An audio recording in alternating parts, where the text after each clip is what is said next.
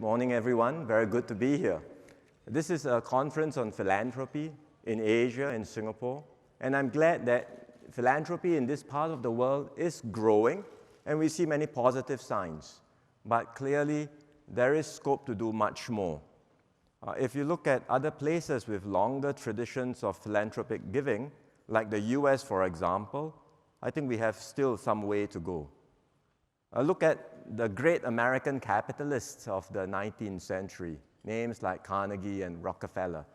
They amassed great wealth, but they also gave back a significant portion of their wealth. And that was very much part of the implicit social contract, that there are opportunities for people to generate and accumulate wealth, but in return, you have to give that back to society. So I think it was Carnegie who said, "A man who dies rich dies disgraced."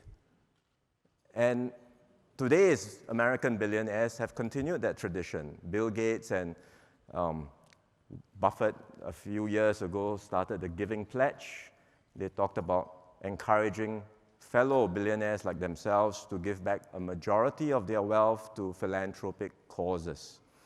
One of the billionaires who did that said, "It's better for me to do this, give back big chunks of my wealth, because I do not want to deprive my children of the chance to make their own money." I think it's a very enlightened philosophy, because we all want to care, do our best for our children, but you know that if you give them so much of wealth to start with, you may not be exactly creating the best incentives for their perspectives and outlook in life. So many young American entrepreneurs are doing the same now, embracing similar ethos. That's in the US. In Asia and in Singapore, we see positive trends, but clearly we do not yet have that same long tradition or strong traditions of philanthropic giving. And that also means that there is potential to do much more. But the encouraging sign is that when we look at Singapore in particular, we are seeing a growing base of successful entrepreneurs, unicorns, as well as more and more family offices being set up here in Singapore. And when we talk to them and engage them, many of them tell us they would like to leave behind a legacy beyond wealth accumulation. They are looking for investment opportunities that have ESG characteristics, that align with their values, and will leave behind a positive impact on society. So these are very positive signs.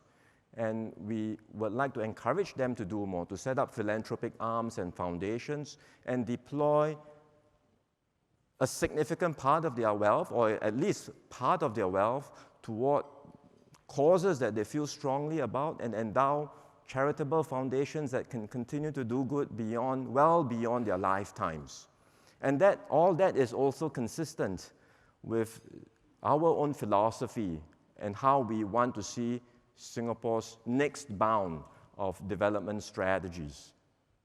Because Singapore has succeeded as a hub serving the region and the world, and we have been, over the years and decades, steadily building ourselves up as a reliable and trusted hub. A hub for trade, investments, talent, and finance.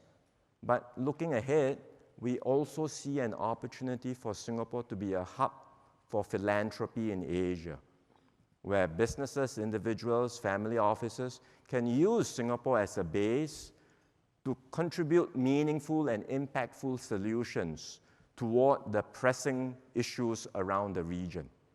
So we welcome all of you as partners in this important endeavor, and we hope that here in Singapore we can continue to do well and do good for ourselves and also for Asia.